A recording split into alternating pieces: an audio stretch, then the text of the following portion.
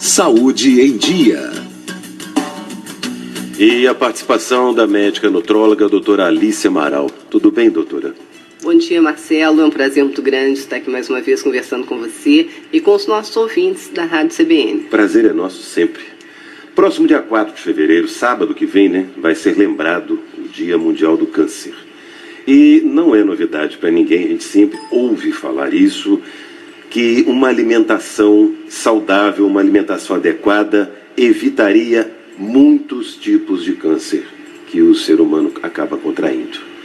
E é sobre exatamente essa alimentação que você vai falar hoje, na prevenção do câncer. Exatamente. Antigamente, Marcelo, a gente falava que você é o que você come. Hoje a gente vai além, a gente fala o que você come determina o que você é. E chega a ser ingênuo as pessoas acharem que podem comer essa alimentação tão embalada, tão plastificada, tão artificial, tão processada e não pagar custo nenhum. Câncer é uma das doenças que mais matam no mundo. A gente tem cerca de mais de 8 milhões de mortes por ano de câncer. Mais de 30 milhões de pessoas vivem atualmente com câncer. O câncer está sendo considerado quase que uma doença crônica, igual hipertensão arterial e igual diabetes. Olha a que ponto nós chegamos. Antigamente, eu me lembro nos anos 60, a minha tia, ela teve câncer de mama. E foi uma comoção social. Todo mundo assim, nossa, a Helena está com câncer. Hoje em dia é comum, todo mundo tem câncer. Todo mundo tem alguém na família com câncer, tem um vizinho com câncer. Virou quase uma epidemia, quase igual gripe, né? E o que é o câncer? Tem pessoas que não gostam nem de falar esse nome ainda. Falar, fulano tá com aquela doença. Aquela doença. Gente que ainda tem medo de falar. Ainda tem medo de falar como se fosse se contaminar. É muito interessante. Então, o câncer é um conjunto de doenças que evoluem da mesma maneira. São células que começam a se multiplicar. Elas esquecem que elas têm que morrer, porque as células elas têm um tempo para viver e elas têm que morrer. Então, elas esquecem que têm que morrer e elas começam a se multiplicar e vão invadindo os tecidos e os órgãos vizinhos. Então, esse grupo de doenças a gente chama de câncer. E ele está muito ligado, esse aumento da incidência de câncer está muito ligado ao nosso estilo de vida. Tem um componente genético, sim. Você vê, é muito comum famílias que tem a mãe teve câncer de mama, a irmã câncer de mama, a tia câncer de mama. O fator genético é um ponto que a gente deve considerar. Mas a gente sabe que mais importante do que a genética é o estilo de vida e principalmente a alimentação. O alimento ele vai servir de gatilho para você desenvolver ou não câncer de mama. E a gente deve lançar mão disso. A gente tem um exemplo daquela atriz famosa, a Angelina Jolie. A mãe dela teve câncer de mama, a tia dela teve câncer de mama, a irmã estava com câncer de mama, aí ela fez um exame genético para determinar se ela tinha o gene para desenvolver esse câncer de mama. Que, aliás, hoje em dia a gente já faz esse exame, antigamente a gente tinha que mandar para os Estados Unidos, hoje em dia a gente já faz esse exame no Brasil, inclusive em Juiz de Fora a gente já faz esse exame. É muito interessante. É caro, mas de repente vale a pena a gente investir um pouquinho. E aí o que ela fez? Ela fez uma mastectomia total bilateral, ou seja, ela retirou as mamas para prevenção. É uma atitude extremamente radical. A gente sabe que se você fizer uso de crucíferas, o que são as crucíferas? Brócolis, couve de Bruxelas, esses alimentos, eles contêm uma substância chamada indol 3-carbinol, que quando chega no estômago, ele vai se transformar em enxime. E o que essa substância faz? Ela estimula a apoptose celular. O que é a apoptose? É a morte celular programada. É isso que eu te falei antes, que a célula cancerígena, ela esquece de morrer. Sim. Então, essa substância, ela estimula a apoptose, a morte celular das células cancerígenas. E com isso a gente consegue silenciar os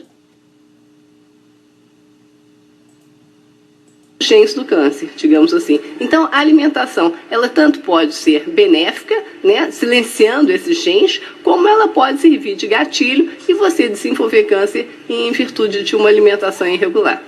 O problema é que a gente só começa a levar isso a sério, a grande maioria das pessoas, quando começa a sentir alguma coisa. Ao invés de se prevenir já desde cedo, quando criança a gente não tem essa noção. Então caberia aí aos pais a orientação, a alimentação dessas crianças para que já tenha, desde o início da sua vida, uma alimentação saudável voltada para essa mentalidade, para essa cultura. A grande maioria das pessoas não faz isso. Começa a se preocupar com essas questões exatamente quando já está numa idade, né, que já adquiriu hábitos que são danosos à saúde. E como reverter esse processo interrompe essa questão, essa má educação alimentar? Ela é valiosa mesmo nessa fase, doutora? Nunca é tarde para começar. Sempre é tempo.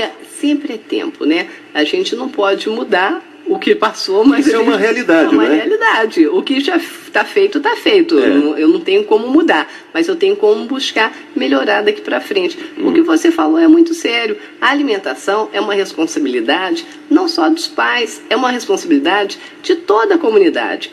É responsabilidade da escola. A escola tem por obrigação oferecer um lanche saudável para as crianças. Aqui agora a gente está com uma lei onde é proibido vender refrigerantes, salgadinhos e tudo. Mas mesmo assim a gente acaba não tendo muitas opções saudáveis, não, né? Então é uma obrigação do governo. O alimento ele tinha que vir igual vem no cigarro, falando assim, olha, se você consumir isso, você pode ter câncer de pulmão, pode ter isso, aquilo. Então, cada alimento ele tinha que conter. Por exemplo, assim, quando você compra um alimento embutido, né, uma salsicha, por exemplo, devia vir escrito assim, olha, esse alimento pode causar câncer de estômago. Se você comer, você pode ter câncer de estômago. Talvez a pessoa ela fosse pensar um pouquinho mais. Porque muitas vezes você está fazendo uso de determinado alimento e não tem a exata noção dos malefícios que aquilo vai causar. Para você ter ideia, por exemplo, uma simples torrada, sabe aquele pãozinho que você torra um pouquinho mais no café da manhã? Passa do ponto, né? Passa do ponto. Aquele passou do ponto, aquilo ali forma uma substância que é altamente cancerígena. E as pessoas não sabem. E é comum. E é comum. Então, eu acho que cabe a nós, profissionais de saúde, informar.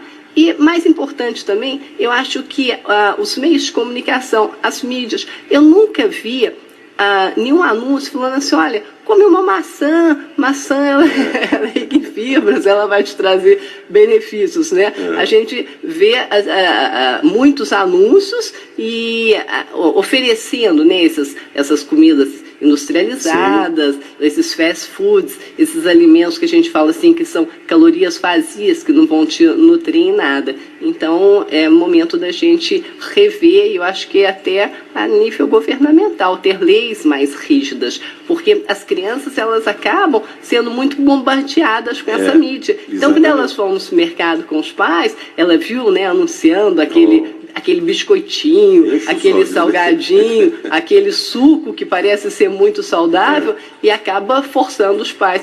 E o que acontece? Os pais cada vez mais ausentes, até porque eles têm que trabalhar. Então, eles muitas vezes buscam compensar os filhos com alimento. Em vez de você sentar com seu filho, você brincar, você dar um pouquinho do seu tempo, você dar um pouquinho de atenção, você dá um chocolate, você dá uma bala, você dá um biscoito, às vezes é mais fácil. Isso, infelizmente, acontece, é muito comum. Então, é um momento da gente parar e rever como que a gente está lidando com as nossas vidas, com a vida dos nossos filhos, das nossas famílias, o que a gente tem que fazer buscando melhorar a nossa qualidade de vida.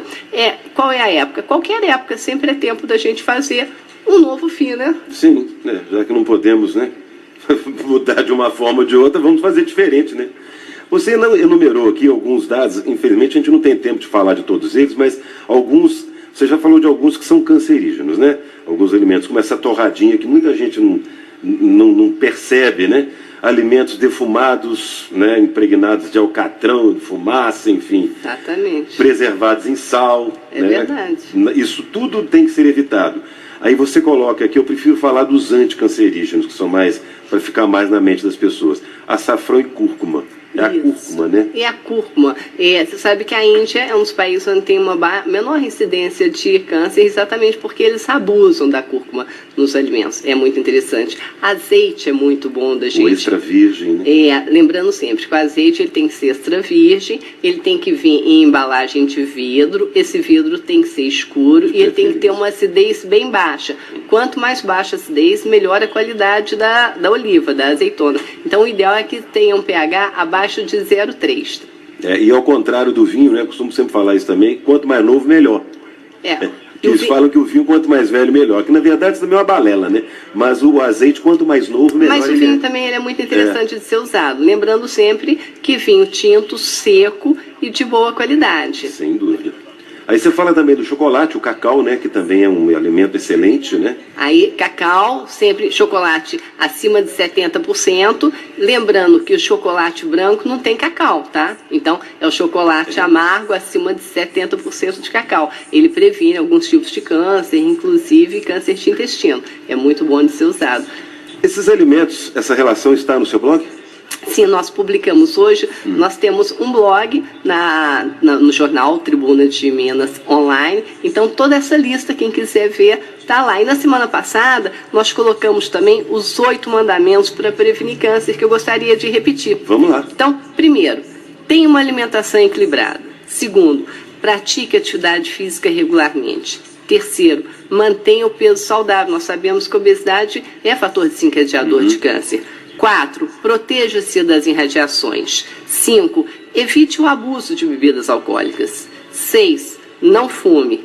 7. Faça meditação e evite o estresse. E 8, que eu acho que é a mais importante delas, é fique perto das pessoas que você ama. Okay. Isso faz toda uma diferença. Obrigado, doutora Alice Amaral, médica nutróloga, falando conosco aqui hoje, mais uma vez, no nosso quadro, né, sobre alimentação e sobre vida saudável.